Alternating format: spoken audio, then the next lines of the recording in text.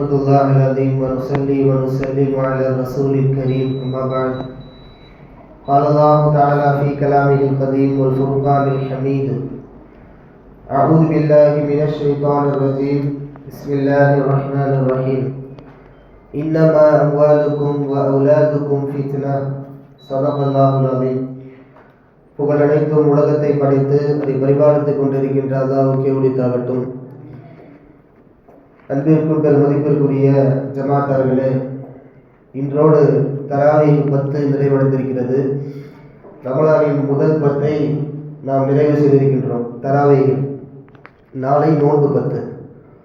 இந்த தருணத்தில் நமக்கெல்லாம் ஒரு சந்தோஷமான செய்தி, குர்ஆனில் நாம் பாதியை முடித்துவிட்டோம். 15 ஜுசுகள் இன்று ஓதப்பட்டிருக்கின்றது. அல்லாஹ்வுடைய பெரிய கிருபை, அல்லாஹ் மிக பெரியவன். செவி வழியாக கேட்டு நாம் குர்ஆனை மனதிற்குள் ஏற்றிருக்கிறோம். இன்னும் ஒரு 20 நாள் இதே கூட்டத்தோடு இன்னும் அதிகமாக நண்பர்களை, உறவினர்களை அழைத்து வந்து அல்லாஹ்வுடைய இந்த வேதத்தை நாம் கேட்பதற்கு இறைவன் தௌஃபீக் செய்யட்டும். இந்த தருணத்தில் இன்று ஓதப்பட்ட சூறாவில் மிக முக்கியமான வசனம் செல்வம் குறித்த வசனம், காசு பணம். மதியம் கூட ஜக்காத் பற்றி பேசணும். செல்வந்தர்கள், பணக்காரர்கள் ஜக்காத் கொடுக்காம இருந்தால் அதனுடைய ஆபத்து என்ன அப்படின்னு சொன்னோம். இந்த செல்வத்தை அல்லாஹ் குர்ஆனில் 2 விதமாக வகைப்படுத்துகிறான். ஒன்று அலங்காரம், நல்லது அப்படின்னு சொல்றான். ரெண்டாவது ஃபித்னா, அது உங்களுக்கு குழப்பம், சோதனை அப்படின்னு சொல்றான். காசை அல்லாஹ் 2 விதமா 2 ஆங்கிள் யூஸ் பண்றான். அல் மாரு வல் பனூன ஜீனத்துல் ஹயாத்தி துன்யா, செல்வமும் ஆண் மக்களும் இந்த உலகத்தின் அலங்காரங்கள், இந்த உலகத்தினுடைய அலங்காரம்னு சொல்றான் செல்வத்தை அல்லாஹ். அப்ப அலங்காரம்னு ஒரு பக்கம் சொல்லிட்டு அல்லாஹ் அதே காசு என்னன்னு சொல்றான்னு பாருங்க. இன்னமா அம்வாலுக்கும் அவுலாதுக்கும் ஃபித்னா, உங்களுடைய காசு பணங்களும் நகை நட்டுகளும் உங்களுடைய குழந்தைகளும் உங்களுக்கு ஃபித்னா. எத்தனை பேர் குழந்தை வளர்க்குறாங்க? எல்லா குழந்தையும் கரெக்டாக இருக்குதானா? கிடையாது. குழந்தை பெரிய சோதனை. நல்ல குழந்தையா இருந்தால் பிரச்சனை இல்லை, அது வரக்கத்தான குழந்தை, சொல் பேச்சு கேட்குற குழந்தைன்னா அது அல்லாஹ்வுடைய அருள்னு சொல்லலாம்.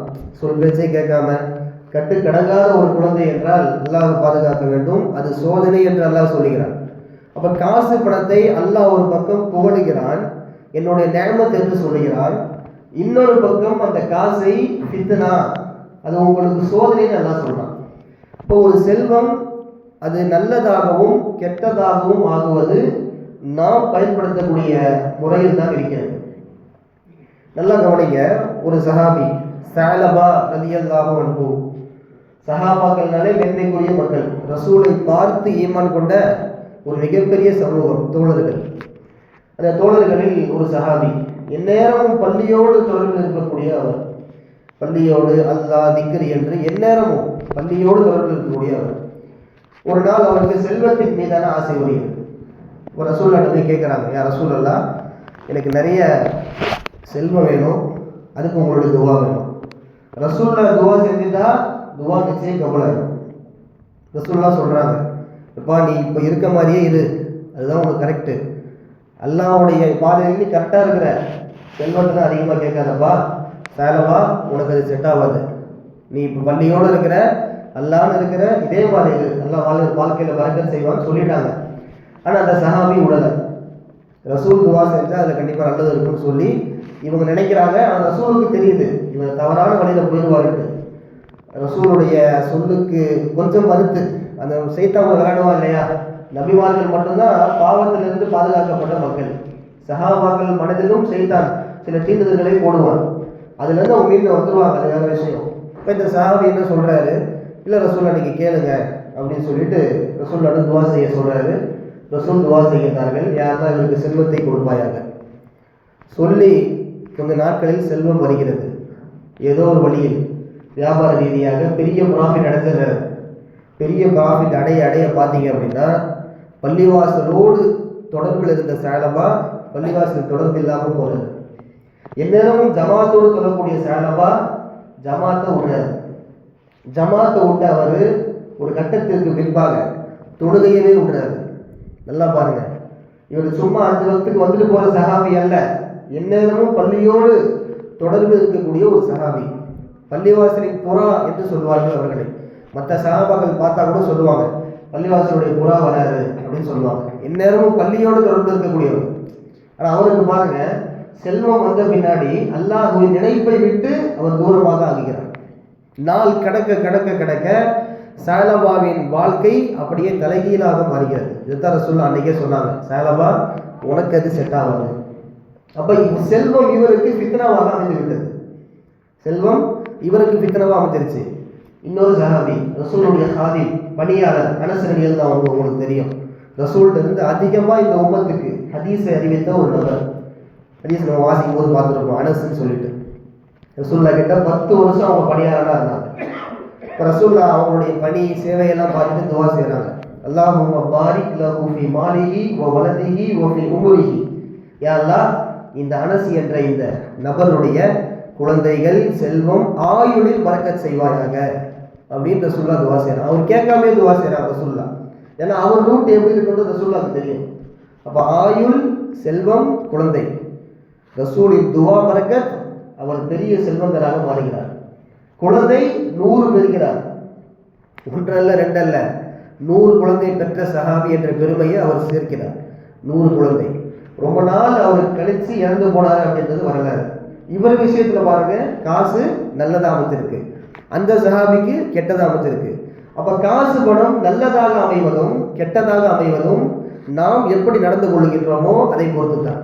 அப்ப போதும் என்ற மனம் வேண்டும். அல்லாஹ் கொடுத்த வாழ்க்கை போதும்னு நினைக்கணும். அப்ப அல்லாஹ் கொடுத்த வாழ்க்கை போதும் நினைச்சிட்டோம் அப்படின்னா நாம ஏழையாக இருந்தாலும் ஒரு விதத்தில் பணக்காரர்கள் தான். அல்லாஹ் கோடி கோடியா கொடுத்தாலும், லட்சாதிபதியா வச்சிருந்தாலும், எனக்கு இன்னும் காசு வேணும் அப்படின்னு நினைச்சோம் அப்படின்னா நாம் லட்சாதிபதியாக இருந்தாலும் ஒரு வகையில் ஏழை தான். கொஞ்சம் யோசிக்க வேண்டும் வறுமை பெருமக்களே. வலா துஸ்ரிஃபு, இறைவன் சொல்லக்கூடிய பகிரங்க கட்டளை இது. நீங்கள் எதிலும் வீண் விலையும் செய்து விடாதீர்கள். அளவா சாப்பிடுங்க, அளவா குடிங்க. அளவுக்கு மீறிய கட்டுக்கடங்காத செல்வ சேமிப்பு அது இதுன்னு நீங்க உள்ள போயிடாதீங்க. நல்லா சொல்றான். சொன்னா அது ஃபித்னான்றது தான் அல்லாஹ் அப்படி சிம்பாலிக்கா சொல்றான் அப்படின்றத நம்ம விளங்கிக்கணும். சஹாபாக்களுடைய ஆர்வம் எப்படிலாம் இருந்துச்சுன்னு பாருங்க. ஒரு சில விஷயங்களை சொல்லுகிறேன். ஒரு சஹாபி வந்து ரசூலுல்லாஹ்ட்ட கேட்குறாங்க, யா ரசூலல்லாஹ், நாங்கள் காசு பணம் இல்லாத சஹாபிகள். அந்த சஹாபி பார்த்து நிறைய காசு பணம் வச்சிருக்காரு, ஏழைகளுக்கு உதவி செய்கிறாரு. அப்போ அவர் காசு பணம் இருக்குன்னு சொல்லி உதவி செய்கிறாரு, நன்மையை பெற்றுக் கொள்கிறார். நாங்கள் தொழுகிறோம், எல்லாம் செய்கிறோம், ஆனால் சதக்கா செய்யறதுக்கு எங்கள்கிட்ட காசு பணம் இல்லை. எங்கள்கிட்ட தான் நாங்களும் செஞ்சுருப்போம் இல்லையா? இப்போ காசு பணம் இல்லாதது எங்கள் மேலே பெரிய தப்பா அப்படின்னு சதக்கா செய்ய முடியலையேன்னு சொல்லி கவலைப்படுறாங்க. அவங்க காசு பணம் வேணும்னு கேட்டு கவலைப்படலை. காசின் மீதான மோகம் அல்ல அது. நாங்களும் காசு வச்சிருந்தா அந்த சஹாபாக்கள் கூட்டம் மாதிரி நாங்கள் சதக்கா செஞ்சுருப்போம் இல்லையா? அல்லாஹ் கிட்ட ஒரு தனி மதிப்பு இருக்கும் இல்லையா அப்படின்னு கேட்டவங்க ரசூலுல்லாஹ் சொன்னாங்க, உங்கள்கிட்ட காசு இல்லைன்னு கவலைப்படாதீங்க, அவங்கள்ட்ட காசு இருக்குன்னு நீங்கள் கவலைப்படாதீங்க.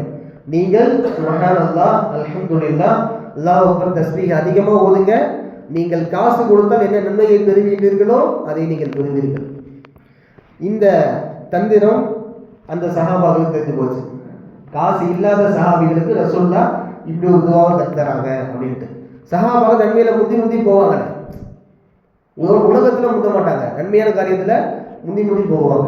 நம்ம காசு ஒரு பக்கம் கொடுத்தாலும் நாமளும் சுப்ஹானல்லாஹ் சொல்லுவோம், நாமளும் அல்ஹம்துலில்லாஹ் சொல்லுவோம், நாமளும் அல்லாஹ் அக்பர் சொல்லுவோம். அப்படின்னு காசு இருக்க சஹாபிகளும் போட்டிக்கு போட்டியாக காசு கொடுத்தது போக சதக்காவின் நன்மையை பெற்றது போக இந்த 3 தஸ்பீஹை அவங்களும் சொல்ல ஆரம்பிச்சிட்டாங்க. இப்போ இந்த காசு இல்லாத சஹாபிகள் நேர ரசூல் கிட்ட வந்து, யா ரசூலல்லாஹ், நீங்க காசு பணம் இல்லைன்னு சொல்லி எங்களுக்கு ஒரு தந்திரத்தை கற்றுக் கொடுத்தீங்க, ஒரு துவாவை கற்றுக் கொடுத்தீங்க, அந்த தஸ்பீஹை நாங்கள் செஞ்சுட்டு வரோம், ஆனா எங்களை பார்த்து அந்த சஹாபிகளும் பண்றாங்க அப்படின்னு சொன்னோட ரசூலுல்லாஹ் சொன்னாங்க, ஸாலிக ஃபதுல்லாஹி யுதீஹி மையஷா. குர்ஆன்ல வரக்கூடிய வசனம் இது. அது ஒன்றும் பண்ண முடியாதுப்பா, அது அல்லாஹ் அவர்களுக்கு கொடுத்த பாக்கியம். அவன் காசு பணம் அல்லாஹ் பாக்கியம் தான் சொல்றான். நாம எப்படி பயன்படுத்துறோம் அப்படின்ற ரூட்டை பொறுத்து தான் அது தீர்மானிக்கப்படுது, அது சோதனையா இல்லை நல்லதா அப்படின்ட்டு. அல்லாஹ் மறுமையில் கேட்கக்கூடிய பல கேள்விகளில் மிக முக்கியமான கேள்வி, நல்லா புரிஞ்சுக்கோங்க. மின் ஐன இக்தஸபஹு வ ஃபீமா அன்ஃபகஹு. ஒரு இஸ்லாமிய அடியானை பார்த்து அல்லாஹ் கேட்பான், நீ காசு பணத்தை எந்த ரூட்ல சம்பாதிச்ச, எந்த ரூட்ல செலவு செஞ்ச? இந்த 2 கேள்வி ரொம்ப முக்கியம்.